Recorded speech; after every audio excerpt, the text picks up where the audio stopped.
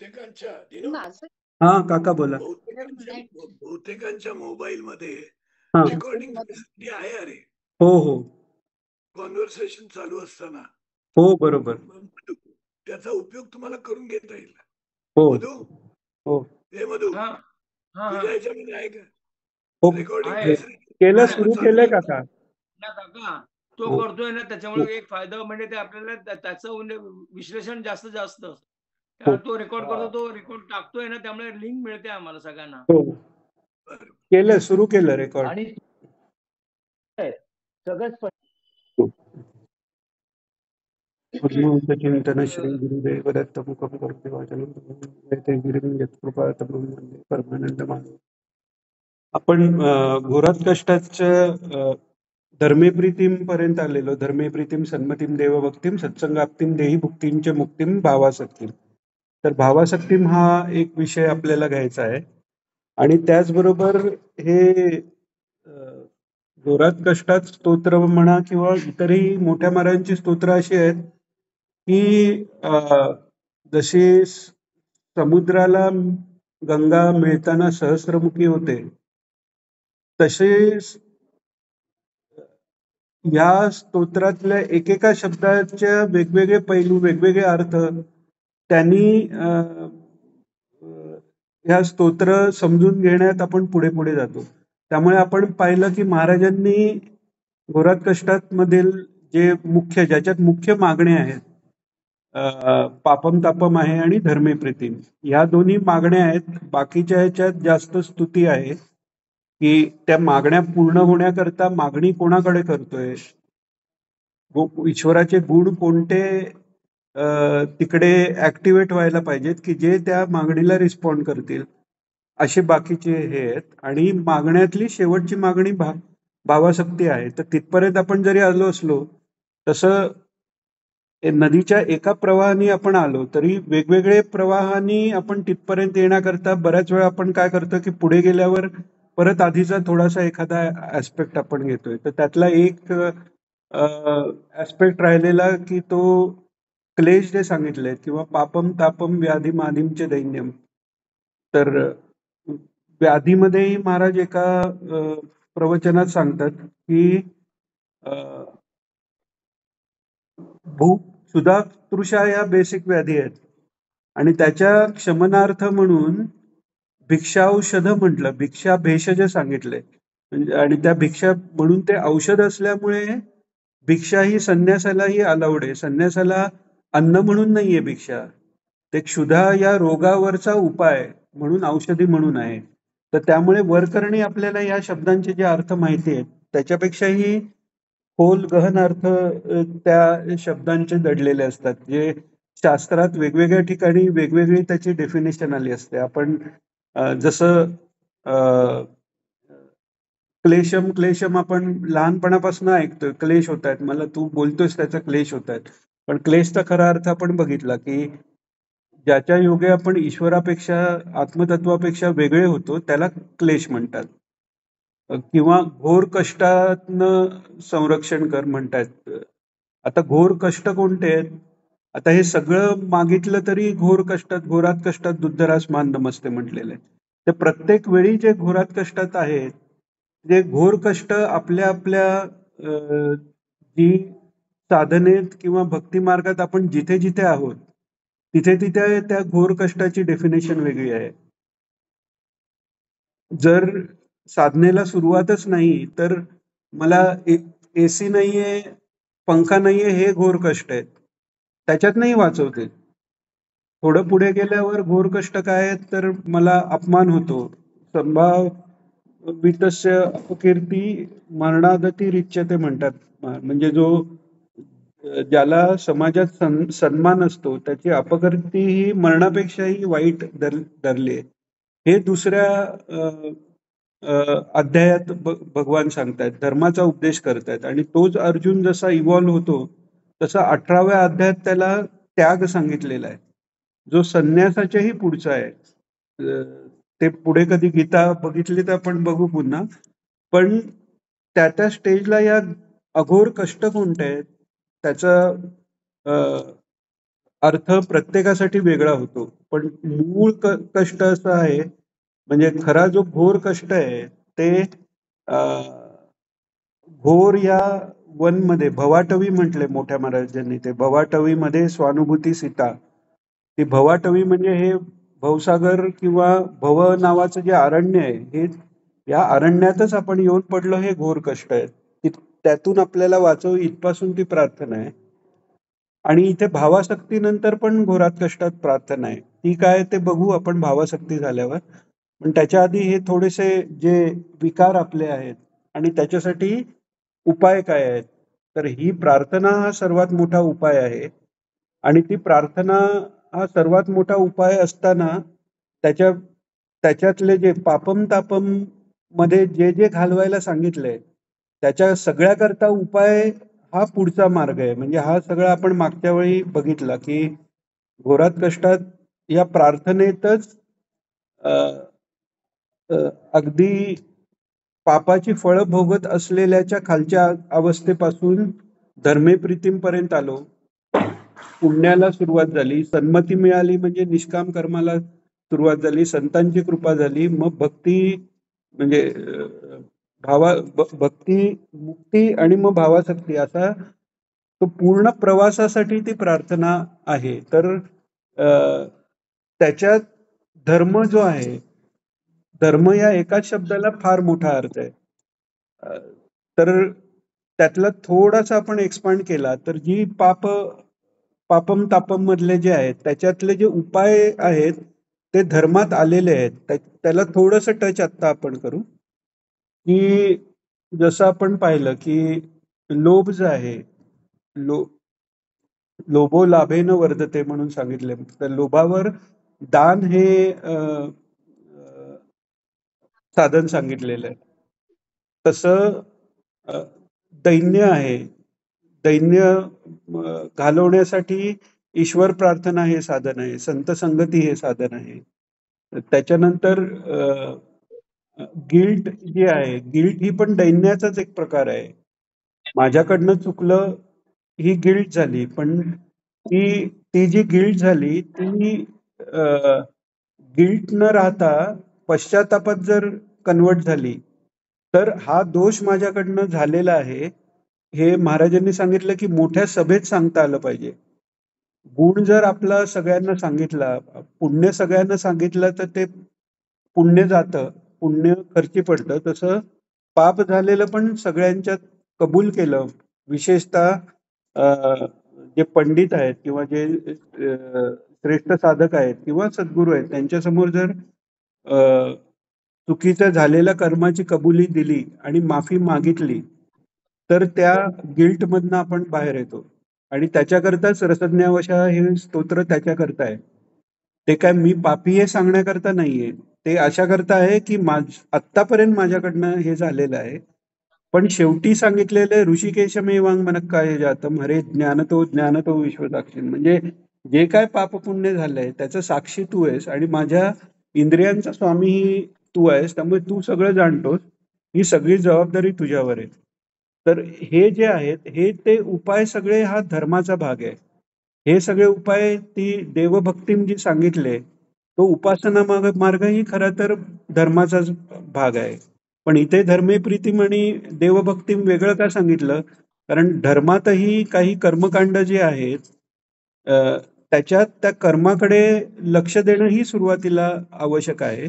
पण त्याचा परिणाम म्हणजे ईश्वराबद्दल प्रेम निर्माण होणं हे आहे. ती धर्माची थोडीशी पुढची अवस्था आहे, म्हणून देवभक्ती हे परत मागितलेलं आहे. त्याच्यानंतर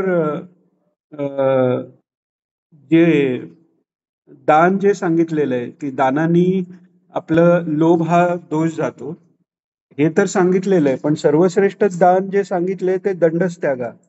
म्हणजे कोणालाही काही शिक्षा व्हावी किंवा कोणाला मी अमुक केलं तर मी अमुक करीन किंवा अगदीच काय नाही तर बोलणं बंद करीन, हे पण दंड झाला.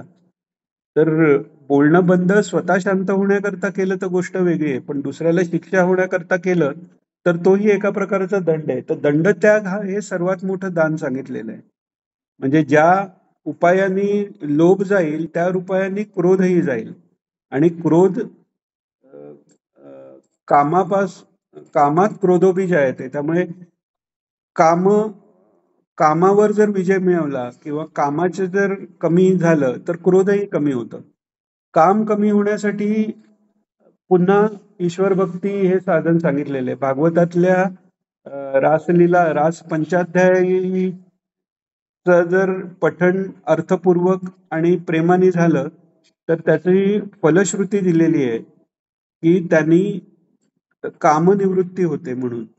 तर हे जे उपाय आहेत हे सगळे ते धर्मे प्रीतिम आणि देवभक्तीमध्ये आलेले आहेत. म्हणजे प्रार्थनाही केलेली आहे पण प्रार्थना करून शांत नाही बसलेले आहेत. प्रार्थना केल्यानंतर कारण सर्व पापाची निवृत्ती झाल्यावर ती मुक्तीच आहे ना. मग वेगळी मुक्ती का मागितले, वेगळी धर्मे प्रीतिम का मागितले की ते पाप ताप जाण्यासाठी जे काही प्रयत्न लागतायत ते सगळे प्रयत्नही माझ्याकडून होऊन दे. म्हणजे प्रयत्न बाजूला ठेवायला सांगितलेले नाहीयेत.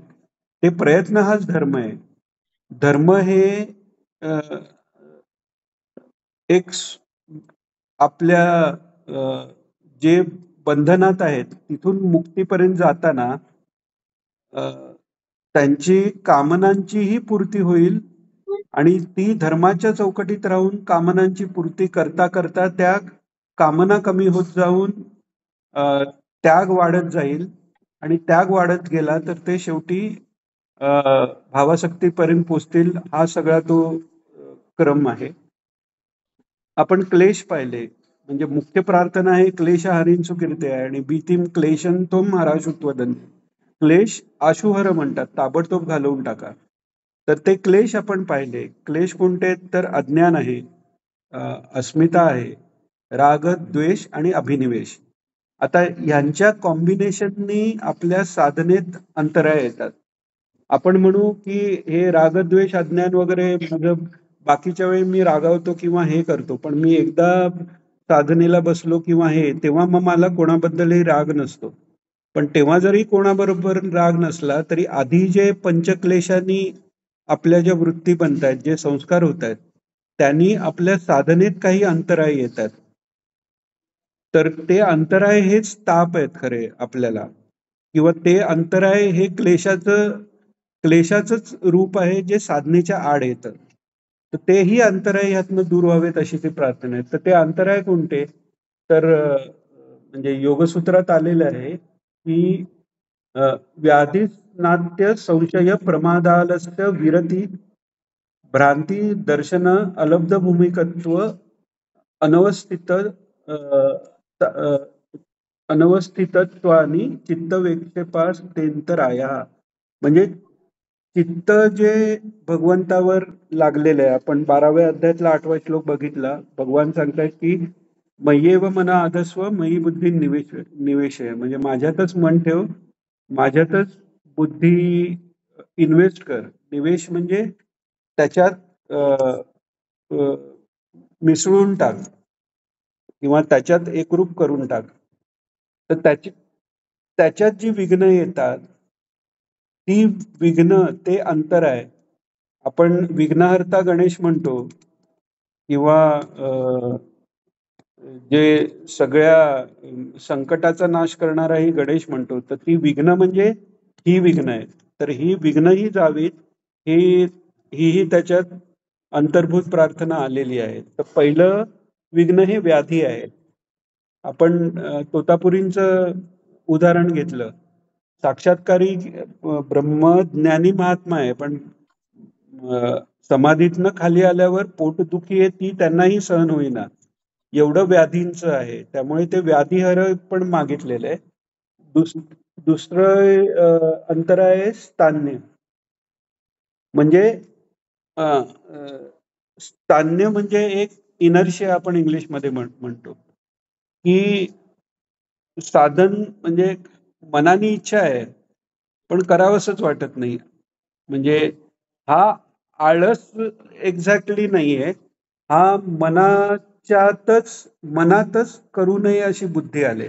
आळस म्हणजे मनाने करावंसं वाटतंय पण कंटाळा आला आपल्याला, उठवत नाहीये, तो आळस झाला. पण स्थान्य हे त्याच्यापेक्षाही कठीण सांगितलंय, की त्याच्यात अ, करावंसच वाटत नाहीये मला काही. ते स्थान्य झालं. त्या हा करून स्थानीय हा काय? करून काय उपयोग आहे वगैरे हे सगळं त्याच्यात आलं. त्याला स्थान्य म्हणतात. म्हणजे इतके दिवस केलं, इतकं माझ्या इतकं तरी कोण करतो? महाराजांचे शब्द असे आहेत, की काय आम्ही इतके हे करतो तरी देवाने आमचं काही केलं नाही. इतके दिवस केलं अजून तरी काय? किंवा बाकी कोणतरी कोण करते आज?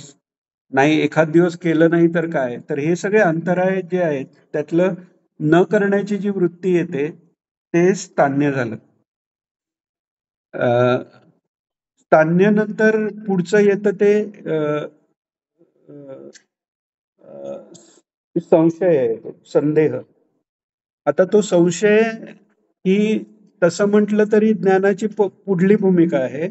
पण पुढे गेल्यावर ती मागे खेचणारी झाली. जसं आपण अ, ह्याच्याबद्दल पाहिलं अस्मिता. केवळ अस्मिता राहणं ही म्हणजे अहम ब्रह्मास्मी मध्ये ज्यात अहम अस्मी जे राहिलेलं आहे ती आहे अस्मिता. म्हणजे तसं म्हटलं तर ब्रह्मज्ञानाच्या लेवल पर्यंत तो महात्मा गेलेला आहे ऑलरेडी.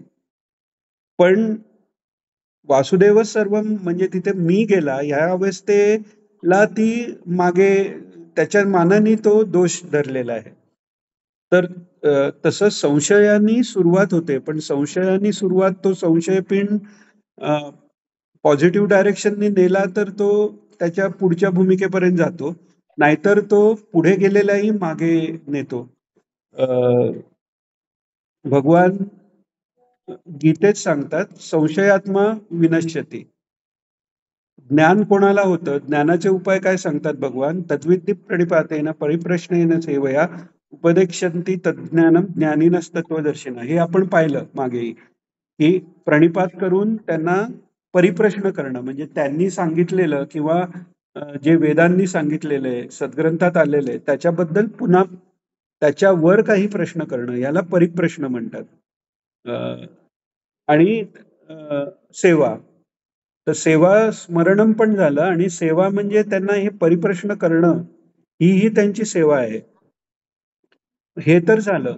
पण ते झालं तरी ज्ञान होईल असं सांगता येत नाही. कारण ज्ञान होण्याचं मुख्य साधन काय आहे? तर श्रद्धावान लभते ज्ञानम तत्परच संयतेंद्रिया. म्हणजे श्रद्धा पाहिजे, तत्पर पाहिजे म्हणजे त्या तत्वाबद्दलच सगळं लक्ष केंद्रित पाहिजे किंवा गुरुच्या सेवेकरता सगळं लक्ष केंद्रित पाहिजे आणि संयतेंद्रिया आणि इंद्रियांचा संयम असेल तर ज्ञान होतं. तर ते जर नसलं तर संशय येण्याची शक्यता असते, की अरे आपण इतके दिवस केलं, होतंय काय? बाकी लोकांचं अमुक होतंय, आपलं कुठे काय होतंय?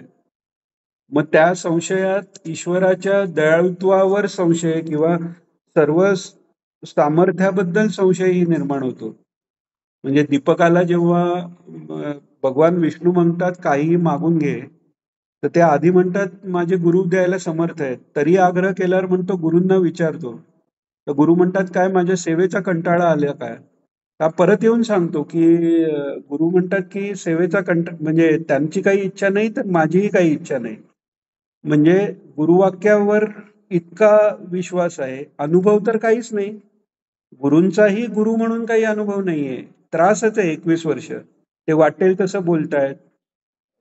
भूक लागली म्हणतात, भिक्षा मागायला गेला, अरे तू चाललास तर माझ्या अंगावर माशा बसतायत, माझी सेवा कोण करेल? म्हणजे काहीही केलं तरी त्याला चुकतंय चुकतंय चुकतंय चुकतंय हे सतत 21 वर्ष चालू आहे. काशी विश्वेश्वराच्याही दर्शनाला तो गेलेला नाही, महाराजांनी सांगितले नाही का प्रवचनात. तर तरीही तिथे गुरूंबद्दल किंचितही संशय नाहीये. किंचितही संशय नाहीये. इथे येऊन कुठे फसलो हाही संशय नाहीये. म्हणून भगवान सांगतात की श्रद्धा असेल तर बाकी काही साधनं नसली तरी चालतात. मग बाकी साधनाचा अभ्यास कशाला? की हे बाकी साधनाचा अभ्यास एवढ्या करता आहे की त्यांनी श्रद्धा निर्माण होईल. आणि श्रद्धा निर्माण झाली की धी जी आहे, बुद्धी जी आहे ती तिकडे लागली. तर त्यामुळे ती श्रद्धेच्या विरुद्ध जे आहे तो हा संशय आहे. म्हणजे अश्रद्ध किंवा नास्तिक असला तरी परवडला. कारण त्या नास्तिकाला कधी ना कधी काहीतरी असा अनुभव येतो की हा अनुभव हा व्यावहारिक नियमात बसत नाही, याच्यापेक्षा काहीतरी वेगळं इथे झालंय अशी जाणीव झाली तर पूर्ण नास्तिकाचा एकदम आस्तिक होऊन जातो. विवेकानंदांचं उदाहरण आहे तसं. पहिल्यांदा ते काही म्हणजे सगुण ईश्वर मानायचेच नाहीत किंवा या कल्पना सगळ्या त्यांना हे नव्हत्या. पण जेव्हा त्यांना रामकृष्णांची भेट झाली तर आमूलाग्र फरक झालेला आहे त्यांच्यात. पण संशयात्मा हे डेंजर आहे, कारण त्याला काय, त्याला अध्यात्म सगळं माहिती आहे. ज्याला अध्यात्म माहितीच नाहीये त्याला कोणीतरी अध्यात्म सांगितल्यावर त्याला एक नवीन उत्साह येतो, अरे वा हे असं आहे, ह्याने आपलं कल्याण होऊ शकतं. पण ज्याला अध्यात्म माहिती आहे, ज्यांनी अध्यात्मात वेळ घालवलाय, ज्यांनी सगळं ज्ञान प्राप्त केलंय, त्याला जर संशय आला तर भयंकर आहे ते. त्यामुळे संशय हा सर्वात मोठा दोष भगवंतांनी सांगितलेला आहे. म्हणजे एक तर दुसरं, तो संशय नुसतं गुरूंबद्दल किंवा या ज्ञानाबद्दल किंवा ईश्वर आहे की नाही हा पण संशय वाईट, आणि स्वतःबद्दलही संशय वाईट. नम्रतेसाठी मी सगळ्यांपेक्षा लहान आहे ही नम्रता असावी, पण मी असा पापी आहे तर माझी मुक्ती होईल का, असले फालतू संशय घेऊन उपयोगच नाही. कारण तुमची मुक्ती होणार, तुमची उन्नती होणार हे तुमच्या कर्तृत्वापेक्षा आपले जे समर्थ सद्गुरू बसलेले आहेत त्यांचा मी मुलगा आहे. म्हणजे यांचं रामकृष्ण जे म्हणतात की तू माझी आई आहेस, माझा उद्धार तू करणार नाही कसं काय, करावा लागेल, ही अर्थात भावासक्ती आहे. पण संशय आपण स्वतःवरही घेतो, तो कुठेतरी आपल्या गुरुवर संशय घेतल्यासारखा जातो. तर त्यामुळे संशय कधीही घ्यायचा नाही. ठीक आहे, आज झालं नाही उद्या होईल, तेवढ्याच एन्थुझियाझमने, तेवढ्याच उत्साहाने परत उद्या. पहाटे 4ला उठायचंय, आज नाही उठता आलं, ठीक आहे उद्या मी उठीन, तोच परत उत्साह आहे, तोच आहे. परत नाही झालं, परत उद्या उठीन. 1 दिवस गेले, 10 दिवस गेले, वर्षभर जर गेलं तर वर्षभराच्या नंतर आपोआप तुम्हाला 4 वाजता जाग यायलाच पाहिजे. आपण मागे आंबेकर काकांचं उदाहरण घेतलं की एका दिवशी ते उठले नाहीत तर महाराजांनी येऊन त्यांना उठवलं. का? कारण हे आहे, म्हणजे स्वतःवरही विश्वास आहे की कितीही मला शक्य नाही झालं तरी कधीतरी मला ते शक्य होणार आहे.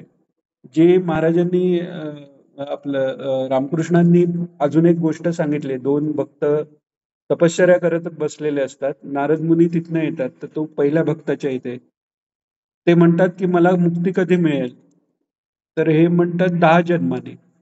तर ते म्हणतात अजून 10 जन्म काय या तपश्चर्याचा उपयोग, आणि ते उठून निघून जातात.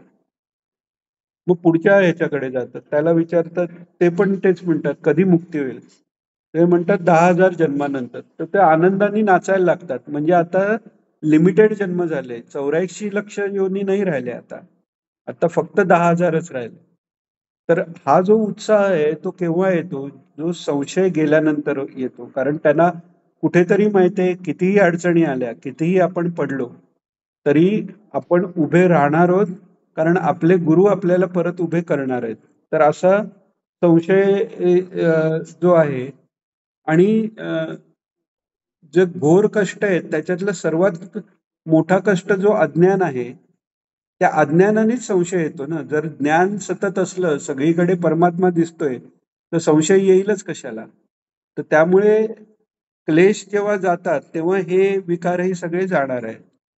आणि म्हणून संशयाची निवृत्ती करण्याकरता संतांच्या संगतीचं म्हणजे महात्म्य आहे, आणि संत चरित्राचं वाचन करावं. म्हणजे त्यांना कसं फळ मिळालं, त्यांनी कशी साधना केली, यांनी आपल्याला एक इन्स्पिरेशन मिळतं, एक प्रेरणा मिळते. तर हा झाला संशय तिसरा. मग प्रमाद. प्रमाद हा तमोगुणाचं लक्षण सांगितलंय. प्रमाद म्हणजे आपण जनरली मराठीत एक चुकीचा अर्थ घेतला जातो की काही करताना झालेली मोठी चूक. आता प्रमाद ही चूक आहे, पण ती विशेष प्रकारची चूक आहे. प्रमाद म्हणजे काय, की आपलं जे अंतिम ध्येय आहे, ईश्वर प्राप्ती म्हणा, भावासक्ती मिळणं म्हणा, त्याला अनुसरून आपला जो आपण साधन मार्ग निवडलेला आहे, त्याच्यात आपण आता ज्या लेव्हलला आहोत, कर्माचे अधिकारी आहोत, उपासनेचे अधिकारी आहोत, भक्तीचे सगळेच अधिकारी आहेत. आपले जातीप्रमाणे, आपण निवडलेल्या व्यवसायाप्रमाणे जे काही आपल्याला अधिकार आहेत, नाहीत, त्याचा विचार करून जो मार्ग आपण निवडला, ते सोडून दुसरं काही करण्यात, की ज्याचं काही फळच नाहीये. म्हणजे आपण आधुनिक ह्याच्यात बघितलं तर म्हणजे इव्हन भोगाचं पण फळ नाहीये. एक आत्ता सगळेच रिलेट करू शकतो ते मोबाईलवर, व्हॉट्सअपवर मेसेज किंवा इंटरनेटवर ब्राउझिंग किंवा टीव्हीवर आपण चॅनल्स बदलतो. एखादं चॅनल बघत असलो आपण तर तो काहीतरी उपभोग म्हणून पण होईल, निदान ते काहीतरी कर्म तरी होईल. पण नुसताच जो वेळ घालवणं आहे तो प्रमाद आहे. प्रमादानंतर लगेच येतं ते आलस्य. म्हणजे हे एक अंतरायाचा पण सिक्वेन्स पाहिला ना, तर पहिल्या अंतरायाचं फळ म्हणून पण पुढचा अंतराय येत जातो. तर पहिलं जर व्याधी आहे तर देहाची प्राप्ती हीच मोठी व्याधी आहे. म्हणजे भूक आणि तहान ह्या सर्वात मोठ्या व्याधी ज्या मानल्या आहेत, आणि नंतर कामभोगादी विकार ह्याही व्याधी आहेत. तर तिथून ती सुरुवात आहे. मग अकर्मण्यता आहे, त्याच्यानंतर संशय आला की आपोआपच आपल्या साधनाकडे बेपर्वाई येते, तो प्रमाद होतो. प्रमाद एकदा आला, साधन आपण करत नाही, म्हणजे मग पहाटेचं उठणं राहिलं, झोपणं आलं, हे झालं आलस्य. मग नंतर कदाचित नाट्य केलं की आपल्याला एखाद्या वेळी वाटतं की अरे असं नाही, हे काय आपलं बरोबर चाललं नाही, आपलं रुटीन लागायला पाहिजे, आपल्याला साधना वेळच्या वेळी उठायला पाहिजे, हे करायला पाहिजे. हे आता नाट्य केलं तरी शरीरात तो आळस भरलेला आहे. तर शरीराचा जो आळस त्याला आलस्य म्हणतात. नाट्य म्हणजे मनाचा आळस म्हणू आपण फार तर. तर हे झालं आलस्य. आलस्यानंतर अविरती. विरती म्हणजे वैराग्य, अविरती म्हणजे वैराग्याचा अभाव. म्हणजे विरती म्हणजे ईश्वर किंवा ज्याच्यात खरी रती व्हायला पाहिजे, आत्मरतीपेक्षा न होता अनात्म पदार्थाबद्दल जेव्हा रती होते, ती अविरती झाली. विरती ही विशेष रती जी आत्मपदार्थाबद्दल रती आणि अनात्माबद्दलचा विरोध, ही विरती झाली. आणि अविरती म्हणजे त्याच्या विरुद्ध, म्हणजे आपलं ईश्वर सोडून बाकी कशातही आपलं मन राहतं, अडकतं, रत राहतं, त्याला अविरती म्हणतात. हे एक एक येत जातात, हे आपल्याला साधनेत पण येत जातात. नामस्मरण करतोय पण चिंतन चाललंय विषयाचं, ही अविरती, हे विघ्न झालं आपलं. तर अविरती आली. अविरतीनंतर भ्रांती दर्शन. म्हणजे भ्रांती दर्शनाचे वेगवेगळे, म्हणजे इल्युझिव्ह गोष्टीत फसणं. म्हणजे कधी कधी लोक म्हणतात की मध्ये ते याला प्रेमानंदांचं ते एकांतिक वार्तालाप असतो ना, प्रश्न विचारतात वगैरे, तर त्याच्यात एकाने विचारलं, मला ब्रह्मदर्शन झालेलं आहे पण नंतर हे असं झालं, तर याच्यावर उपाय काय? तर ते खदा हसायला लागले. म्हटलं ब्रह्मदर्शन झाल्यानंतर दुसरं काय होणंच कसं शक्य आहे? तर हे असे असं होऊ शकतं. म्हणजे काही काही आपण म्हणतो ना, लोक हे म्हणतात की म्हणजे पूर्वी फार वाटायचं आश्रमात किंवा हे गेलं, असे लोक भरभरून असं झालं, तसा दृष्टांत झाला, हे झालं, ते झालं. खरंही असेल त्यात, पण त्याच्यात शक्यता कधी कधी, म्हणजे ज्यांच्यात ते विज्ञानी आलं असेल तर त्याच्यात इल्युझिव्ह पण कधी त्यांना होऊ शकतं. म्हणजे दृष्टांत झाला असा भास होणं असं म्हणायला पाहिजे, हरकत नाही ना? हा असा आपल्या भास, दृष्टांत झाला असा कोणताही भास भास, होणं.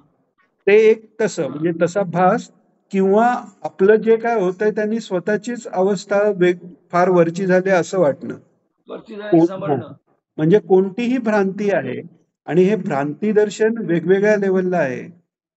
म्हणजे अष्टसिद्धी जे बरोबर. सांगितलेलं आहेत, त्या अष्टसिद्धीमध्ये प्रतिभा ही एक सिद्धी आहे. हो. आता ईश्वराचे गुणानुवाद करणं किंवा त्याच्याबद्दल काही सुचणं हे भक्तीच्या आधिक्यानेही होऊ शकतं, किंवा ह्या सिद्धीच्या प्राप्तीनेही होऊ शकतं, आणि ते कशाने होते हे समजणं फार कठीण आहे.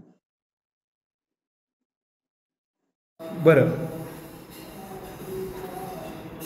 वाचन करताना किंवा नामस्मरण करताना आपल्या डोक्यामध्ये हजारो विचार येतात. ते विचार येऊन द्यायचे आणि पुढे जायचं का कसं, का त्या विचाराला हे करायचं?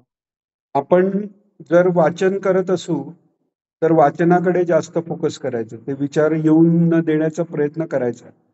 आपण जर साधना करत असू तर तिथे कोणताही प्रयत्न एक्सपेक्टेड नाहीये. म्हणजे तिथे कोणताही प्रयत्न करणं हे आपलं म्हणजे साधन नाही होत. तिथे पूर्ण शरणागती आहे. म्हणजे साधनेला बसताना आपण महाराज कुंडलिनी शक्तीला प्रार्थना करून मी स्वतः माझं मन, बुद्धी, शरीर सगळं तुम्हाला तुमच्या स्वाधीन करतोय हा विचार करून बसायचं. मग तिथे विचार आले गेले चालेल, पण आपण सगुण ध्यान करतोय, मानसपूजा करतोय, वाचन करतोय, तर तेव्हा मग इतर विचार हे अंतराय आहेत. साधन करताना विचार येतात, तिथे तटस्थ वृत्तीच ठेवणं अपेक्षित आहे. कारण ते म्हणजे ती कुंडलिनी ते विचार घालवायसाठी ते विचार येत असतात, अशी भूमिका आपली असली पाहिजे. म्हणजे मग ते विकार निघून जातात.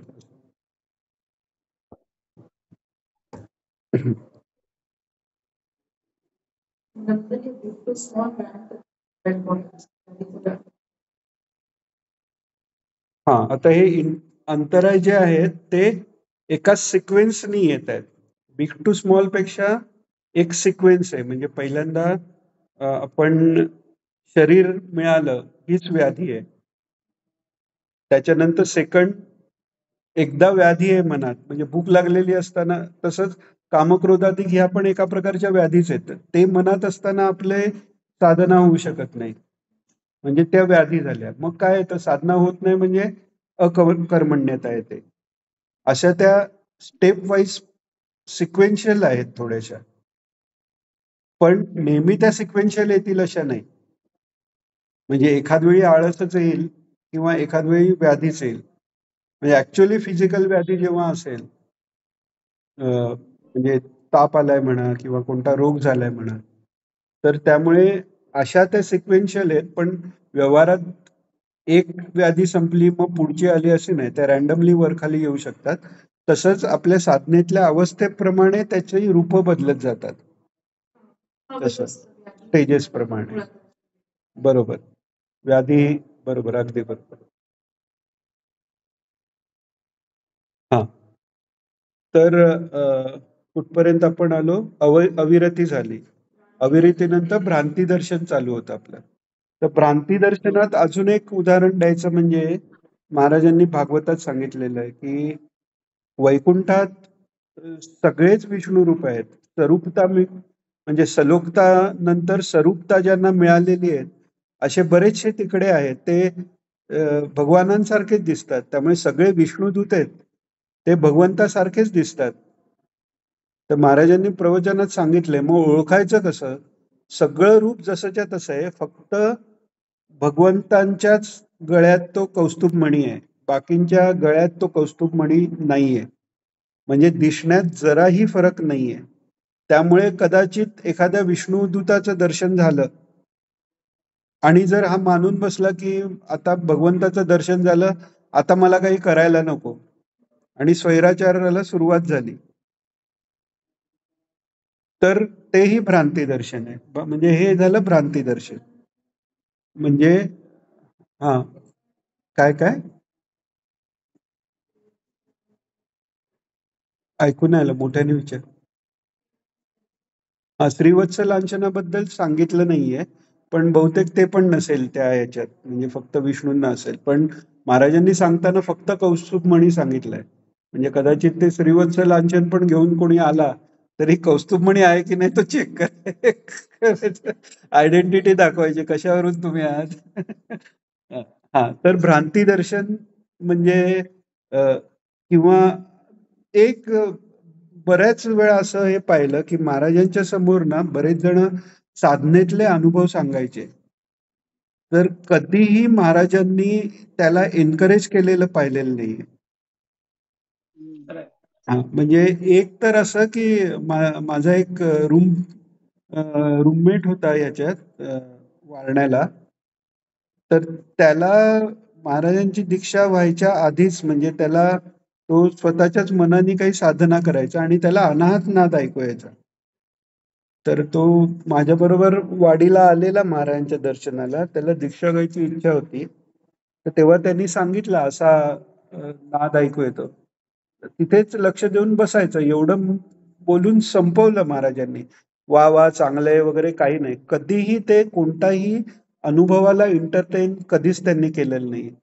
गोलकर काकांनी जेव्हा त्यांना विचारलेलं की साधनेची पट्टी काय, म्हणजे मेजरमेंट काय साधनेचं, तर त्यांनी सांगितलं आपले विकार किती कमी होत आहेत हेच फक्त साधनेचं मेजरमेंट आहे. स्वप्नात देव दिसले, साधनेत बसलेले असताना दिसले, अमुक झालं तमुक झालं, साक्षात्कार झाल्यावर मग संपलंच ना, मुक्तीच मिळाली असते तुम्हाला. तर त्यामुळे भ्रांती दर्शन त्या लेवलला कोणत्या रूपाने होईल काही सांगता येत नाही. आपण सिद्धींबद्दल बोलत होतो. प्रतिभा सिद्धी एक झाली, त्याच्यापेक्षाही डेंजरस सिद्धी आहे ती ईशिता. ईशिता सिद्धीमध्ये ईशत्व येत आहे. आपण देव झाला का वाटतं. सामर्थ्य येतं तसं, नुसतं वाटतं असं नाही, सामर्थ्य येतं. आता चांगदेव महाराज जे आहेत ते उठल्यावर तिथे म्हणजे मेलेले लोक त्या काळात कोण असतील ते उठण्याच्या दिवशी त्यांना तिथे आल्यावर त्यांनी बघितल्यावर ते जिवंत व्हायचे. एवढी ईशिता मिळवलेली आहे. पण 1400 वर्ष म्हणजे जितकी मोठी लेवल तिथे तो अडसर तितका मोठा होऊन जातो.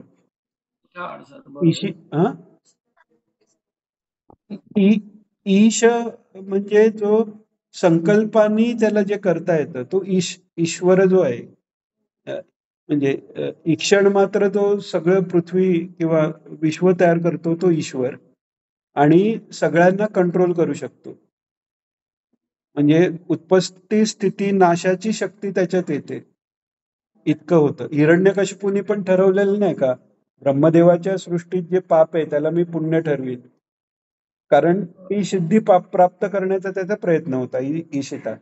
तर ती सिद्धी जर प्राप्त झाली तर तो योगी इतका मोठा असून अडकतो तिथे 1400 वर्ष. म्हणजे चांगदेव महाराजांना आपण ते कोरा वगैरे हे म्हटलं म्हणून आपण कमी लेखतो, कमी नाहीये. 1400 वर्ष आपल्याला आपला साधा आजार बरा करता येत नाही.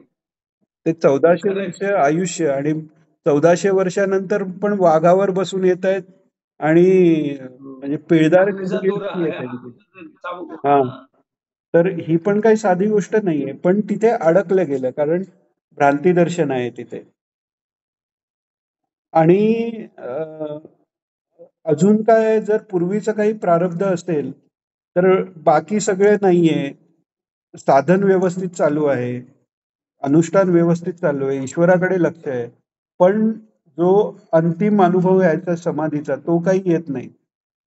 हे याला म्हणतात अलब्ध भूमिकत्व. म्हणजे सगळं साधन तर व्यवस्थित चाललंय पण ती समाधी भूमिका प्राप्तच होत नाहीये. तर विद्यारण्य स्वामींचं सांगतात की ते पहिल्यांदा काहीतरी त्यांनी सगळे ऐश्वर्य प्राप्त व्हावं किंवा काही व्हावं अशा दृष्टीने पण काही सकाम उपासना पण केली, आणि ती सकाम उपासना बराच काळ केल्यानंतर ते काही मिळालं नाही म्हणून ते कंटाळले आणि मग नंतर संन्यास घेतला. संन्यास घेऊनही त्यांनी बरंच ते हे केलं देवीची हे आणि गायत्री ना, हा हा देवीची गायत्रीची उपासना केली ना. हो बहुतेक म्हणजे गायत्रीचीच केली का हे नक्की माहिती नाही मला, हो, पण देवी हे उपासना उदाहरण मी ऐकलेलं आहे. आहे ना. हा मग त्यांना कोणी सांगितलं की एक तुम्ही आता कालभैरवाची करा म्हणून, तर 1 वर्षात ते प्रसन्न तेही झाले आणि केलं ते म्हणाले की ते. मी प्रसन्न झालो, हा तू त्यांना का वाट नाहीयेस? हा तू पाहू शकत नाही ज्योत यायची त्याच्यामुळे. हो बरोबर. तर त्यांना हा. तो संशय आलेला गेला आणि देवीचीच करायला पाहिजे असं कळलं की ते भैरवाला आत येताच नाही आलं आणखी त्या 1 वर्ष त्याच्यात. त्यांनी केली ती. हा. हा. तर ती बरोबर. कालभैरवाची नाही, भैरवाची उपासना. कालभैरव हे अच्छा. साक्षात शंकर आहेत, त्यामुळे ओके. ते हा, भैरवाची हा उपासना. तर तर शेवटी असं झालं, शेवटी ते कंटाळले आणि म्हणाले आता मी काय हे देवी बिवी काय याचा काही उपयोग नाही. आणि म्हणतात 96 वर्षाचे होते. तर देवी प्रकट होते. अरे बाप! प्रकट होऊन म्हणतं आता येऊन काय उपयोग आहे? मी सगळा थकलो, हे झालो, दमलो, आता तू येऊन काय उपयोग आहे? इतक्या दिवस तर तू काही आले नाहीस. तर त्याच्यावर ती म्हणते, अरे बाळा येणार कशी? मागे बघ. मागे बघते तर असे मोठे घाणीचे डोंगर डोंगर, जळत डोंगर. असतात. म्हणतात तुझी पापच एवढी होती की ते जळायला इतके दिवस लागले. तर अर्थात त्यांचं पुण्य पण असणार म्हणून इतकी साधना हो. चालू आहे. तर कधी-कधी असं होतं की आपल्यालाही म्हणजे थोड्याफार प्रमाणात हा अनुभव येतच असतो. काही काळ असा जातो की आपली साधना नीट होते, वाचन नीट होते, संगती चांगली मिळते, साधनेत अनुकूलता आहे हे सगळं आणि मध्येच काहीतरी अडकल्यासारखं होतं. म्हणजे पुढे जातच नाही किंवा सगळं सुरळीत चाललंय, पण आपल्याला विचार येतो आपले झाले इतके वर्ष आपण तेच करतोय, पण अजून आपले विकार कमी होत नाहीत किंवा हे होत नाही. तर याला म्हणतात अलब्ध भूमिकत्व आणि त्या अलब्ध भूमिकत्वावर सद्गुरूंची शरणागती हाच एक उपाय आहे. आणि ती कशी? पुन्हा म्हणजे त्यांची व्यक्त अलब्ध, रूपात किंवा अलब्ध, अलब्ध पुढे काय? अलब्ध भूमिकत्व म्हणजे ती भूमिका लब्ध न होणं, भूमिकत्व. प्राप्त न होणं. हा, भूमिका. तर त्याकरताही घोरात कष्टात प्रार्थनेचं महत्व आपण बघतोय, तो मुख्य विषय आहे. तर हे सगळं व्हायला ती प्रार्थना उपयोगाची आहे किंवा जे तत्वज्ञानमध्ये आपण परत घेणार आहोत त्याच्यात निजमार्ग करी सोपा जे वाक्य आहे, खूप छान महत्वाचं वाक्य आहे. तसं इथे जे प्रत्येक छोट्या मोठ्या प्रार्थना केलेल्या आहेत, कारण एक प्रार्थना केली त्यात दुसरं काही राहून गेलं तर तेवढंच काहीतरी आड येऊ शकतं. तर ते येऊ नये म्हणून हे काळजी घ्यायला लागते. तर हे अलब्ध भूमिकत्व आणि मग भूमिका मिळाली नाही का मग उत्साह कमी झाला. उत्साह कमी झाल्यावर मग परत ते पूर्वीचे सगळे म्हणजे अ, येईल किंवा संशय येईल किंवा साधना कमी होणं, हां, संशय येणं. प्रमाद हां, येईल. हां. हे सगळं परत उलटा मार्ग सुरू होऊ शकतो. आता अलब्ध भूमिकत्व नही योगी पार झाला की समाधी अवस्था मिळाली. तर ज्ञानाची जी 5वी भूमिका आहे त्याला अ, असंसक्ती म्हणतात. असंसक्ती म्हणजे संसारातील पदार्थाची आसक्ती जेव्हा सुटते, तेव्हा समाधीची प्राप्ती होते. पण ते 5व्या भूमिकेवर कसं आहे, स्वतो उत्थानः म्हणून सांगितलेलं आहे. म्हणजे समाधी लावली तर काही काळाने काहीतरी समाधीत असताना हो. तो प्रारब्ध आड येऊन त्याला ती जाग येते आणि मग जागृतावस्थेत जे उरलेलं प्रारब्ध आहे त्याच्याप्रमाणे सगळे ते विकार वगैरे त्याचा परिणाम जरी होत नसला तरी तो आनंद टिकत नाही. त्यामुळे तो जो विघ्न आहे त्याला अनवस्थितत्व म्हटलंय. म्हणजे त्या अवस्थेत स्थित न होता येणं. नारद महर्षींना आधीच्या जन्मात ते दासीपुत्र असताना तपश्चर्या करताना बसलेले आहेत आणि भगवंताचं दर्शन झालं. भगवंताचं दर्शन झाल्यावर आनंद झाला आणि ताडकन उभे राहिले परत दर्शन नाही. आणि मग नंतर आयुष्यभर दर्शन नाही. म्हणजे अलब्ध भूमिकत्व होतच, पण भूमिका लाभली तरी ती टिकली नाही. किंवा अर्जुनाचं उदाहरण आहे. त्याची तेवढी तयारी झालेली नसताना केवळ प्रेमाखातर भक्तवात्सल्य भगवंताचं आहे की तुला दिसत नाहीये ना, ठीक, दिव्यम ददामी ते चक्षुम म्हटले भगवान. 11वा अध्याय जर आपण पाहिला तर अर्जुन विनंती करतो की ते विश्वर रूप जर तुम्हाला शक्य असेल तर दाखवाल का, असं तो, म्हणजे त्यालाही थोडी जाणीव आहे की आपल्याला ते दिसण्याची योग्यता नाही, म्हणून तो दाखवा डायरेक्ट म्हणत नाही. तुम्हाला जर शक्य असेल तर दाखवा म्हणतात. आणि भगवान लगेच विश्वरूपाचं हे पहा ते पहा म्हणायला लागतात. आणि ज्ञानेश्वरीत खूप छान वर्णन आलंय.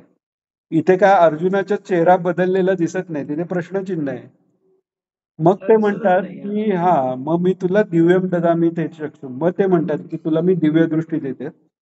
दिव्य दृष्टी दिली, ती भूमिका प्राप्त झाली, म्हणजे अलब्ध भूमिकत्व गेलं, पण ईश्वराच्या दयेने, गुरूंच्या दयेने जरी अलब्ध भूमिकत्व गेलं तरी तुमची तेवढी योग्यता नसेल तर तिथे स्थित होता येत नाही.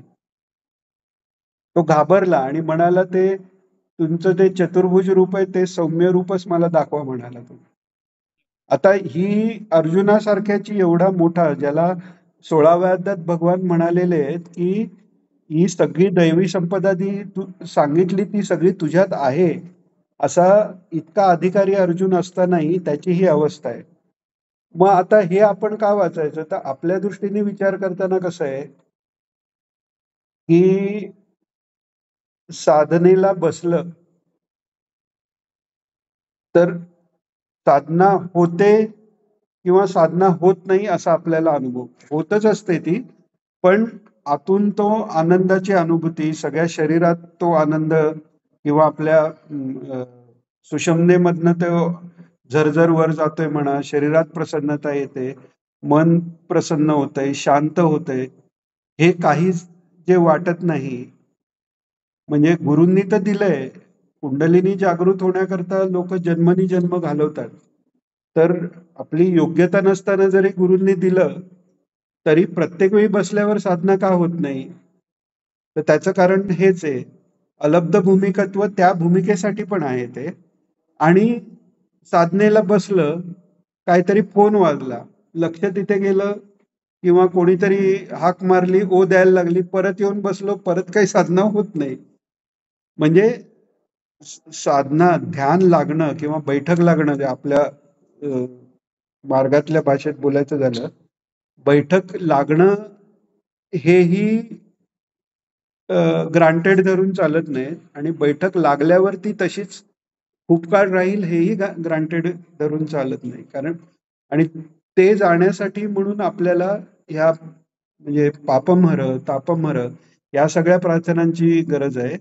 आणि त्याच्यासाठी प्रयत्न म्हणजे धर्मेप्रीती, तो प्रयत्नही तुम्ही आमच्याकडनं करून घ्या, पण करणारे आपणच आहोत. उद्धरेत आत्मा आत्मानम म्हणून भगवंतांनी सांगितलंय.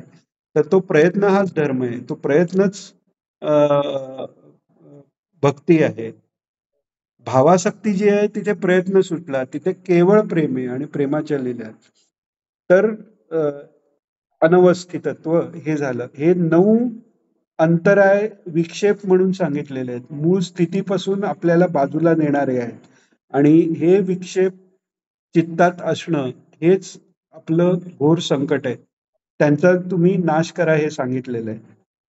आता देही भुक्तींच्या मुक्तींपर्यंत आपण आलो आणि भावासक्तींपर्यंत जायचंय. अरे वा, करिश्मा नोट काढते.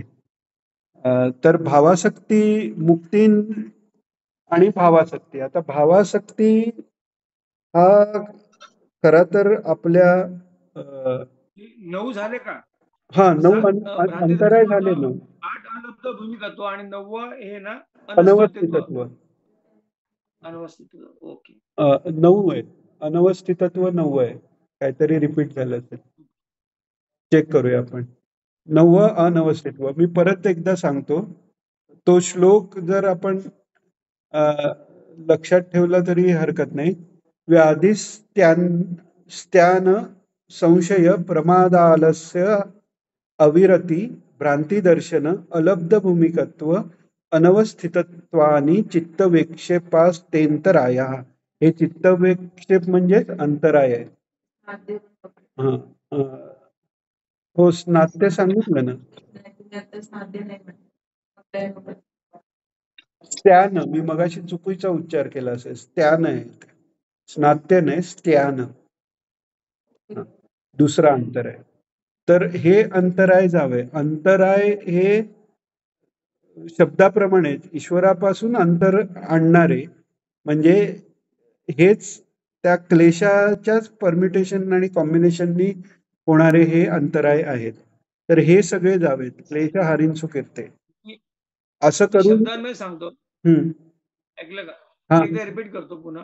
हा व्याधी स्थान्य की स्थान्य, हा स्त्यान, संशय, प्रमाद, आलस्य, अविरती, भ्रांती, अलब्ध भूमिका आणि अनवस्थित्व. हा, भ्रांती दर्शन, भ्रांती दर्शन, अलब्ध भूमिका आणि अनवस्थित्व. हा. आता या अंतरायाची एक विशेषता अशी आहे की इवन जर व्यावहारिक काही काम करत असू आपण आणि त्यात येणारे जर अंतराय आपण बघितले, तेही हेच सगळे अंतराय आहेत. अच्छा, हा. त्यामुळे हे सगळे अंतराय गेले तर भुक्तिमच मुक्तिम दोन्ही मिळायला सोपं जाणार आहे. कोणतंही बघा, आपल्याला एखादं काम करायचंय, व्यवहारातलं ऑफिसला जाऊन काम करायचं, व्याधी आहे, सिक लीव्ह टाकायला लागेल. गेलो आणि नाही, आपल्याला करावंसच काम वाटत नाही, आज मेरा मूड ही नहीं बन रहा है कुछ काम करने का. आपण रोज ते डायलॉग आपण बोललोय किंवा दुसरं कोणीतरी ऐकवलंय, किंवा कंटाळा आ गया, हे सगळं ते विक्षेप सगळीकडे तेच आहेत, व्यवहारिक असो आणि हेच असो. आणि त्याकरता महाराजांनी सांगितलेलं आहे, पहिल्यांदा व्यवहारिक ध्येय आपलं होत नाही तिथे आध्यात्मिक का होणार. कारण व्यवहार आहेच त्याच्याकरता की त्या व्यवहाराच्या निमित्ताने जिकडे आपल्याला गोडी वाटते ना, पैसा मिळवायला गोडी वाटते ना, तर ठीक आहे, तर पैसा मिळवताना तरी हे अंतराय घालवायची प्रॅक्टिस करा, की मग ती गोडी आणि ती ईश्वराकडे पैसा मागा. ते जर केलं तर हळूहळू ती आपल्या आवडीची गोष्ट संसारापासून भगवंताकडे जाईल. तर तेव्हा हे सगळे अंतराय घालवायची प्रॅक्टिस आपली ऑलरेडी असल्यामुळे तिकडे ते बरं पडेल आपल्याला. अशा दृष्टीने ते पहिल्यांदा धर्म सांगितलेला आहे. आणि धर्मानंतर धर्म याचा अर्थच असा आहे, धर्म म्हणजे रिलिजन नाही, धर्म म्हणजे प्रॉपर्टी. आपण रसायनशास्त्रात म्हणतो ना, अल्कलीचा गुणधर्म, आम्लाचा गुणधर्म, लिक्विडचा गुणधर्म, तो धर्म म्हणजे त्याचं बेसिक नेचर. त्यामुळे आपलं जसं बेसिक नेचर त्याप्रमाणे आपल्याला त्या वर्णात जन्म येतो, म्हणून तो आपला धर्म आहे. त्याच्या इथे जन्म आला म्हणून कंपल्शन म्हणून ते करायचं असं नाहीये. आपली वृत्ती जशी आहे त्याच कुळात आपल्याला जन्म येतो. तर हे धर्म झाला. आणि धर्म असा आहे की ज्ञानेश्वर माऊली म्हणतात की वेदासारखी दयाळू माऊली दुसरी नाही. वेद जे परमेश्वराचं वेद हे जे रूप आहे ते दयाळू आहे. कसं दयाळू आहे की यांना तर भोग घ्यायचेच आहेत, भोग घेतल्याशिवाय हे राहणार नाही, पण ते भोग घेण्याची मेथड अशी करून ठेवलेली आहे, त्यात इतकं उपासना गुंतवून ठेवलेली आहे की ते भोग धर्माच्या माध्यमातून घेतले तर ती ईश्वराची उपासनाच ठरते. म्हणून भगवान म्हणतात विभूती योगात, धर्माविरुद्ध भूतानाम कामोस्मी भरतर्षभा, म्हणजे धर्म अविरुद्ध जो काम आहे तो मीच आहे. त्यामुळे धर्माच्या माध्यमातून ईश्वराकडे केलेली कामना ह्याला पण स्वतःची विभूती म्हणतायत भगवंत. कारण का म्हणतायत, म्हणजे ती कामना करावी असा अर्थ नाहीये. इतर कामनापेक्षा तशी जर कामना धर्माच्या माध्यमातून ईश्वराकडे मागून केली तर त्या मागण्यात ईश्वर येऊन बसलेला आहे. मग तो ती चित्तशुद्धी करून ती कामना नंतर घालवणार आहे. तर हे धर्माचं महत्व आहे. तर हे आता अंतराय आपले झाले. आणि आता आपण बघतोय देही भुक्तिंच मुक्तिम, सर्व दुःखांची निवृत्ती आणि पूर्णानंद प्राप्ती हे मुक्तीचं लक्षण आहे. मग त्याच्याकडे ही पलीकडे काय आहे, तर ही ती भावासक्ती आहे. तर आज आपण थोडीशी सुरुवात करू, पुढच्या वेळी अजून डिटेलमध्ये आपण भावासक्ती घेऊ. तर भावासक्ती हा खरं तर आपण आत्तापर्यंत लॉजिकनी किंवा एखाद्या शब्दाचं खरं अर्थ काय आहे किंवा अ, अ, जे काही लिखित आहे त्याच्या आधार घेऊन आपण पापम तापम समजून घ्यायचा प्रयत्न केला, धर्मे प्रीतीम समजून घेतलं, सन्मती, देवभक्ती, सत्संग, भुक्ती, मुक्ती थोडीफार समजली म्हणू आपण. आपण पूर्वी आत्मानात्म विवेक बघितला मोठ्या महाराजांचा. पण भावासक्ती तिथे विचार नाहीच आहे. तिथे तो भाव जो असा आहे की तिथे विचारांनी समजून घेणं हे फार कठीण आहे, समजवणंही फार कठीण आहे. आणि विशेषतः आपल्याला स्वतःला अनुभव नसताना समजवणं अजूनच कठीण आहे. पण ते सोपं कशातनं होतं, तर महाराजांच्या प्रवचनातनं होतं, ज्ञानेश्वरीतनं होतं. तिथे इतके हे छान एक्सप्लेन केलेले. सगुण भक्ती काय आहे आणि सगुणातच ते सगुण असतानाच तो निर्गुण निराकार कसा आहे, ह्याचं जे वर्णन आहे आणि त्यांचं जे प्रेम आहे ते बघून आपल्याला कुठेतरी थोडासा अंदाज येऊ शकतो की भावासक्ती काय आहे. वेगवेगळी उदाहरणं आहेत. आता भावासक्तीमध्ये पहिल्यांदा थोडंसं आपण, कारण आपण त्या लॉजिकच्या लिमिटमध्ये असल्याप्रमाणे अर्थाप्रमाणे बघू. भव जे झालेलं आहे, त्याला भव म्हणतात. म्हणजे जी झालेत ते भूत आहेत, किंवा भव म्हणजे हा भवसागर आपण म्हणतो. भव म्हणजे जे जे काही झालेलं आहे आणि ते झालेल्याशी त्याच्यात आपण मागे बघितलं की सृष्टीच्या उत्पत्तीचा सिक्वेन्स बघताना जे म्हणजे मायेपासून मूळ प्रकृतीपासून महत्त्व झालं, म्हणजे वैश्विक मन जे आहे किंवा बुद्धी आहे, बुद्धितत्व निर्माण झालं. त्याच्यानंतर अहंकार, अहंकारानंतर मग त्रिगुण, आणि मग त्रिगुणापासून पंचतन्मात्रा म्हणजे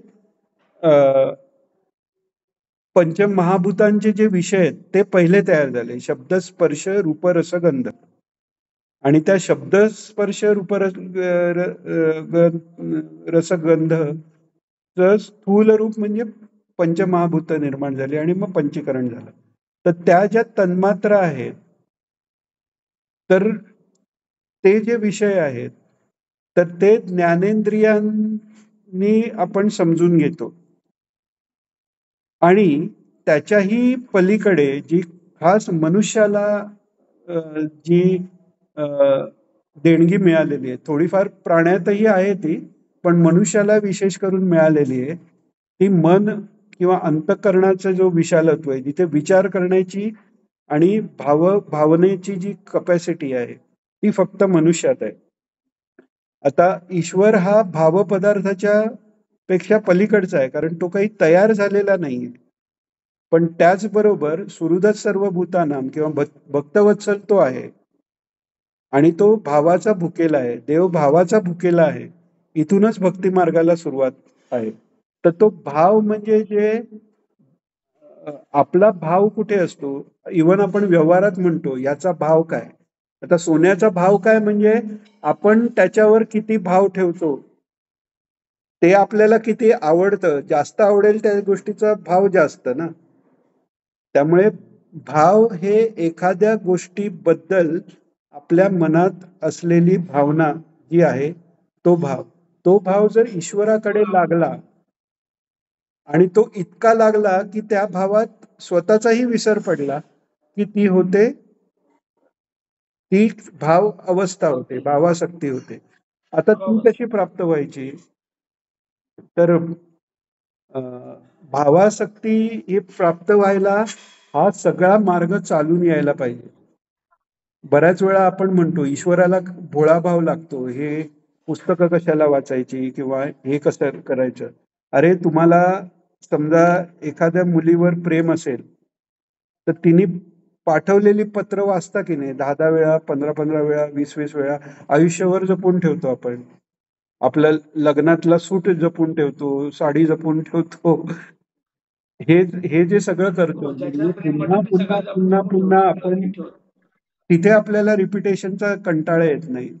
तर त्यामुळे त्यांचे जे शब्द आहेत ते वाचायची गरज. वेद हे ईश्वराची वाणी आहे, ईश्वराची आज्ञा आहे. महाराजांनी सांगितलंय वेद म्हणजे ईश्वराची आज्ञा आहे. ईश्वर स्वरूप असे ते वेद आहेत. ओंकार हा ईश्वर स्वरूप आहे आणि ओंकाराचं शुद्ध रूप सगळ्यांना कळत नाही म्हणून द्रष्ट्या ऋषींनी त्यांचं सगळ्यांना कळेल असं ते ज्ञान वेदांच्या रूपाने प्रकट त्यांच्या थ्रू झालं. तर त्याचा अधिकार राहिला नाही म्हणून त्याचे विभाग केले व्यास महर्षींनी. तेवढाही अधिकार राहिला नाही. पुराणं लिहिली तरी पण आपल्याला इंटरेस्ट येईल असं काहीतरी पाहिजे. अजून लोक खाली आली, इतिहास लिहिले, महाभारत झालं. तर हे सगळं झालंय कोणाकरता? हे त्या ईश्वराला समजून घेण्याकरता झालेलं आहे. ईश्वराबद्दल प्रेम असेल तर हे वाचण्यात प्रेम येणारच आहे, ऐकण्यात प्रेम येणारच आहे. श्रवणम भक्तीची आपण मागच्या वेळी पण पाहिलं की दत्त महात्म्यात महाराजांनी सांगितलं, मोठ्या महाराजांनी, की स्मरण सकलांनाही व्यापी गरिष्ठ म्हटलंय. सगळ्या भक्तीत स्मरण मोठं आहे. पण स्मरण व्हायला काय सांगितलंय? श्रवणम कीर्तनम आणि मग पादसेवनम.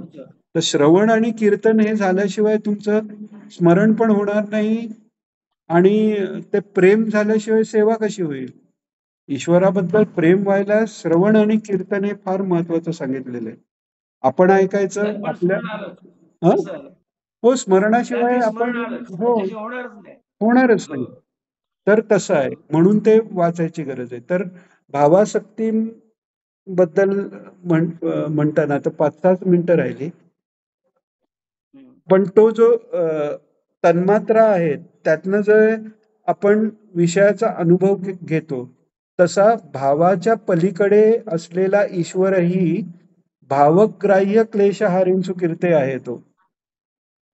जसं आपण मागे बघितलं, अहम ब्रह्मास्मी सांगितलं किंवा तत्ववती सांगितलं तर तो अधिकारी आहे, त्याचं काम झालं. अगदी मनापासनं जर कोणी श्रीपाद श्री वल्लभत्वम सदैव श्री दत्तास्मान पाही देवादिदेव भावग्राह्य क्लेशहारींसु कीर्ते घोरात कष्टात उद्धरास्मान नमस्ते, तिथल्या तिथे त्याची मुक्ती झाली, भावासक्ती मिळाली. अधिकारी महात्मा आहे त्याचे. ते होत नाहीये म्हणून थोडं एक लेवल अजून सांगितलं. ते होत नाही म्हणून अजून थोडं डिटेलमध्ये सांगितलं. अशी मागणी केली हे आपण मागे बघितलं. तर बुद्धीने तो समजून घेता येणार नाही. पण बुद्धीची शुद्धी होण्याकरता किंवा महाराजांनी जसं सांगितलंय शाखाचंद्र न्याय आहे. आपण एखादं लहान मूल त्याला आईच्या कडेवर बसायचंय आणि आई कुठे दिसत नाही, तो रडतो, इकडे तिकडे जातो, हे करतो आणि मग आई दिसते. आई दिसल्यावर तो काय आईला धरून अंगावर चढायचा प्रयत्न करत नाही, तिथे भ्या भोकाड करून हातपाय पसरून बसतो. ती आईच त्याला उचलून घेते. तर ती जी अवस्था आहे तिथपर्यंत सगळी साधनं घेऊन जातात आणि मग ते जे रडणं आहे ती भावासक्ती आहे की तिथे केवळ तुझ्याशिवाय मला कोणी नाही. तेव्हा तो ईश्वर उचलून घेतो आणि त्याच्याही खरी पुढची अवस्था असे आहे की ती भावासक्ती मिळायला किती जन्म घालवायला लागतील सांगता येत नाही. जी यशोदा मातेची आहे किंवा आचार्यांनी ह्या गोष्टीतनं आपल्याला ती समजून येते की नैवेद्य दाखवलेला आहे, येत नाहीये जगन्माता आणि रडायला लागलेला आहे. तो जो भाव आहे तो जो शुद्ध भाव निर्माण व्हायला मोठ्या महाराजांनी ते जे हे केलेले आहेत. दत्तप्रभू जे चिडले गरम पाण्याने आंघोळ अभ्यंग स्नान पाहिजे म्हणून, त्यात ते म्हणाले नाहीत का की देवभक्ताचे भांडण पराभक्तीचे ते स्थान. देवाजवळ भांडण कसलं आहे? देवाजवळ भांडण तू माझं केलं नाहीस किंवा माझं वाट लागली, माझा संसार नाही झाला, हे भांडण नाहीये त्यांचं. देवाबरोबर भांडण कसं आहे की तुम्हीच सांगितलेले नियम आहेत ना, संन्यासी मी आहे, तुम्हाला काही मिळणार नाही, हे भांडण आहे, धर्माकरता भांडण आहे किंवा तुमचीच आज्ञा पालन करण्याकरता भांडण आहे. गोपीगीतात पण जे आलेलं आहे त्यांची तक्रार काय आहे? आम्हाला तू दुःखात ठेवलंयस किंवा आम्हाला घरचे त्रास देत आहेत तुझी भक्ती केली म्हणून, ही तक्रार नाहीये. तुझं दर्शन होत नाहीये ही तक्रार आहे पहिली. भांडण सगळं जे आहे ते कशा करतात? तू सतत मिळावा आणि तू दुःखात असू नयेस म्हणून आम्ही असण्याची गरज आहे. ती यशोदा मातेची भक्ती अशी आहे की माझ्या मुलाला वळण लागलं पाहिजे. घेतली छडी आणि भगवान घाबरलेले आहेत. महाराजांचं वाक्य आहे तिथे की एक म्हणजे पूर्वी एक असा डाऊट होता की देव तर भावभावनांच्या पलीकडे आहे ना, निर्गुण निराकार जो आहे. तर असं वाटायचं महाराजांना कशाला आपल्याबद्दल प्रेम वाटेल. आणि एकतर महाराजांचं वागणं आपल्याला माहितीच आहे, म्हणजे ते काय फार बोलणार नाहीत, घ्या दूध घ्या हेच ऐकलेलं. म्हणजे त्यांचे ठराविक, आता गोडसे काका वगैरे यांच्याशी ते मनापासून भरपूर बोलायचे, पण आमच्या सारख्यांसाठी कसं नमस्कार केला चला दूध घ्या. तर कधी कधी असं वाटायचं हो बरोबर आहे, त्यांना कशाला आपल्याबद्दल प्रेम वाटणार ना, ते सगळ्याच्या पलीकडे आहे. तर एकदा भागवत ऐकताना तो दामोदर लीलेचा प्रसंग आहे. तर तेव्हा ते सगळी भांडी फोडून हे सगळं दही दूध सांडवतात, लोणी हातात हे करतात आणि आता ह्याला शिक्षा केली पाहिजे म्हणून चडी हातात घेतली. तेव्हा महाराज असं म्हटलेत, घाबरलेत भगवान, डोळ्यातनं अश्रुधारा चाललेले आहेत, मारती की काय आता आई, आणि पळायला लागलेले आहेत. आता हे खोटं का? हे खोटं नाही म्हणतायत. भगवान जर खोटे वाटत असतील तर आपल्यालाच खऱ्या भावना नसतं ना. आपल्या भावना आपण खऱ्या म्हणतो, त्या आल्या कोणाकडनं? कारण त्याला त्या भावभावनांची आवड आहे. त्या भावभावनांच्या थ्रू सगळ्या रूपांनी आपण आपल्याला जाणून घ्यावं ही त्याची आवड आहे. म्हणून एकोहम बहुश्याम आहे. एकोहम बहुश्याम हे फक्त त्या भावभावनांकरता आहे आणि हे व्यवहारातही लागू होतं. आज आपण जर मॅनेजमेंट किंवा सेल्फ डेव्हलपमेंट मधले जर कोणी अभ्यासक असतील, त्यांना तुम्ही जर विचारलं की पुस्तकं रेकमेंड कोणती कराल, तर त्याच्यात इमोशनल इंटेलिजन्स म्हणून डॅनियल गोलमनचं पुस्तक आहे. त्यात त्यांनी हाच विषय मांडलेला की स्वतःच्या भावना समजून घेणं, त्या कंट्रोलमध्ये ठेवणं, दुसऱ्याच्या भावना समजून घेणं आणि त्यांनाही कंट्रोल करता येणं, हे इमोशनल इंटेलिजन्स आहे. आपल्या धर्मात जो किंवा आपल्या भक्ती मार्गात जो इमोशनल इंटेलिजन्स आहे, तो इमोशनल इंटेलिजन्स असा आहे की दुसऱ्यांच्या भावना समजून घेणं, त्याला कंट्रोल करणं वगैरे हे पण नाही, देवाला भावना निर्माण करणं. जो जगाचा नियामक आहे, तो नियंता जो आहे तो नियामक केलेला आहे. अनुसूया मातेचं दत्त महात्म्यात सांगितलंय की ते ब्रह्मांड निर्माण करतो, तिला त्याच्या स्तन्यांनी त्याला शांती मिळालेली आहे. हे त्या भावासक्तीचं महत्व आहे. भावासक्तीच्या मध्ये भूमिकांची आदला बदल आहे. तिथे ईश्वर नियम्य राहत नाही, ईश्वर नियामक होतो आणि भक्त सांगतो तसं त्याला करायला लागतं. कृष्णाचं डोकं दुखतंय, माती लावायची, पायाची माती लावा, तिथे तो परमेश्वर आहे वगैरे नाही, त्याला बरं वाटलं पाहिजे. आता त्याला बरं वाटलं पाहिजे म्हणजे गोपींची अशी भूमिका आहे का की हा साधा जीव आहे? तशी भूमिकाच नाही. आपण गोपीगीत जेव्हा बघू त्यात एक श्लोक आहे, नखलू गोपिका नंदनो भवान अखिल देही नाम अंतरात्मद्रुप, म्हणजे सगळं देही जे आहेत त्यांचा अंतरात्मा तू आहेस. किंवा जयती तेधिकम जन्मना व्रज, सुरुवातच अशी आहे की तुम्ही वैकुंठ सोडून इथे आलात, त्यामुळे या व्रजाचे जयती म्हणजे त्याचं जे श्रेय आहे ते वाढलेलं आहे. आणि इंदिरा म्हणजे लक्ष्मी तुमच्या सेवेकरता इथे येऊन राहिलेली आहे. त्यांना कोण आहेत?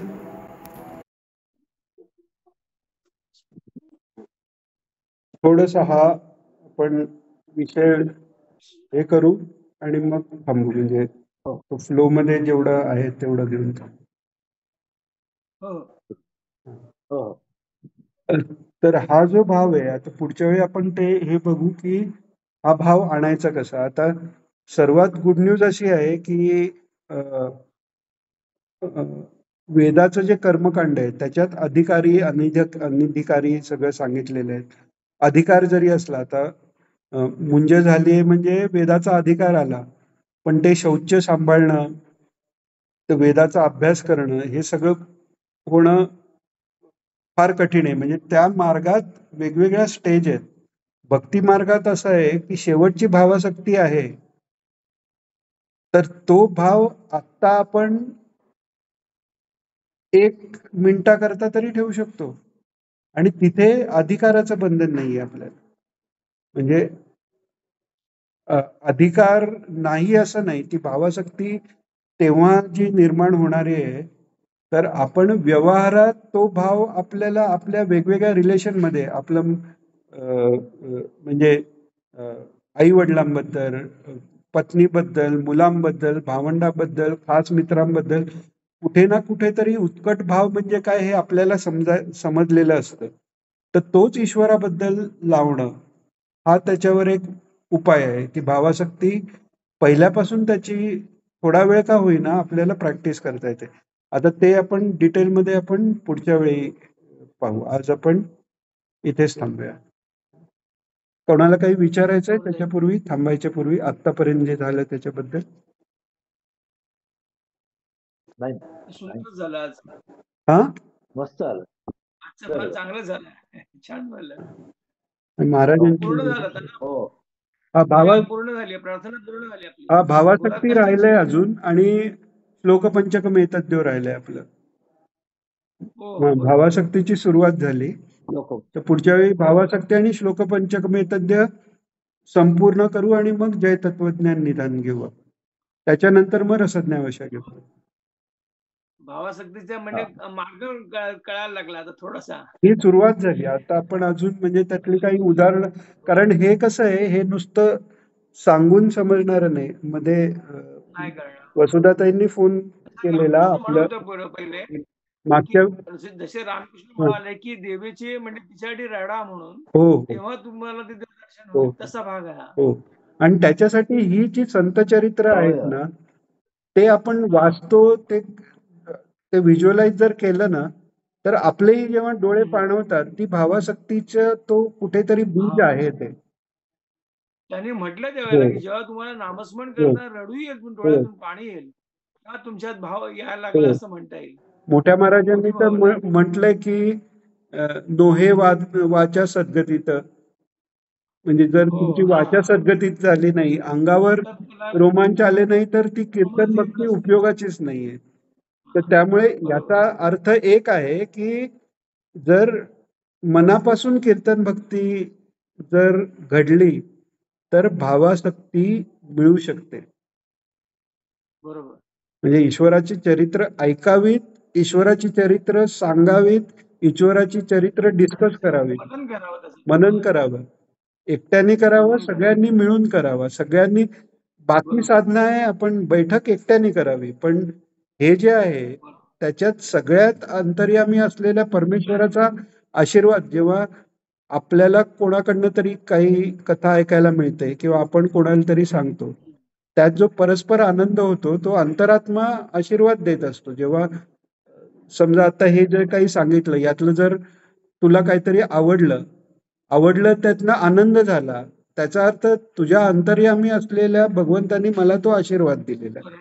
तर हा या चर्चेचा आपण जे करतो त्याचा खूप मोठा फायदा आहे की त्या भावासक्तीच्या निदान हे वाचताना का होईना तेव्हा तरी जर आपल्याला ते थोडासा अनुभव घेता आला भावासक्तीचा, तर तो घ्यायचा प्रयत्न आपण करू पुढच्या वेळेस. बरोबर बरोबर. चालेल. गुरुदेव दत्त. गुरुदेव दत्त. फार